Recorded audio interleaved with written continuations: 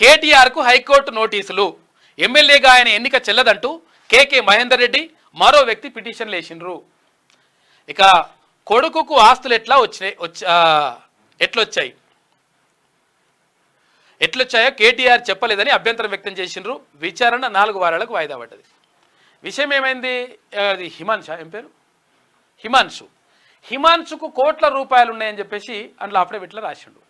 మరి హిమాన్షు అప్పుడే just minor నుంచి మేజర్ అయ్యిండు.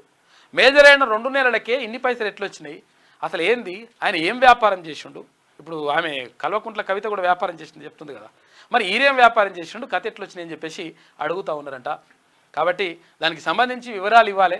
మరి ఇవ్వకుండా నువ్వు అఫిడవిట్లో ఒకటి నేను పెడితే అని చెప్పేసి అక్కడ ఏది సిరిసిల్ల కాంగ్రెస్ పార్టీ అభ్యర్థి అయినటువంటి కేకే మహేందర్ రెడ్డి, తర్వాత ఇంకొక అభ్యర్థి కూడా ఇద్దరు కూడా వేరువేరుగా లగిశెట్టి శ్రీనివాసులు అని చెప్పేసి ఇద్దరు కూడా హైకోర్టుకి వెళ్ళిండ్రు. హైకోర్టుకి వెళ్ళి నీకు అతేందని చెప్తే ఇప్పుడు ఆ నోటీసులు జారీ చేసిండట.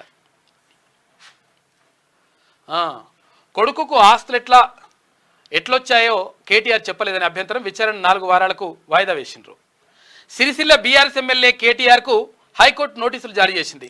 ఎమ్మెల్యేగా కేటీఆర్ ఎన్నిక చెల్లదంటూ కాంగ్రెస్ అభ్యర్థి కేకే మహేందర్ రెడ్డితో పాటు లగిశెట్టి శ్రీనివాసులు అనే మరో వ్యక్తి విడివిడిగా దాఖలు చేసిన పిటిషన్లను హైకోర్టు జస్టిస్ నామవరపు రాజేశ్వరరావు శుక్రవారం విచారించారు. కేసులో ప్రతివాదులైన కేటీఆర్, రాష్ట్ర చీఫ్ ఎలక్టోరల్ ఆఫీసర్, రిటర్నింగ్ అధికారి, ఆర్డీఓ కౌంటర్ దాఖలు చేయాలని చెప్పేసి ఆదేశించారు. ఇటీవల అసెంబ్లీ ఎన్నికల్లో కేటీఆర్ దాఖలు చేసిన ఎలక్షన్ అఫిడవిట్లో ఆయన కొడుకు కే హిమాన్షు పేరిట ఉన్న ఆస్తులు ఎలా వచ్చాయో చెప్పలేదని పిటిషన్దారులు ఇక్కడ హైకోర్టు దృష్టికి తీసుకెళ్ళినట. మరి ఏం తేలుతో చూడాలి. 4 వారాలు వాయిదా తీసిండ్రు. మరి అంటే ఇట్లుంటుంది అన్నట్టు లెక్క వెళ్ళది.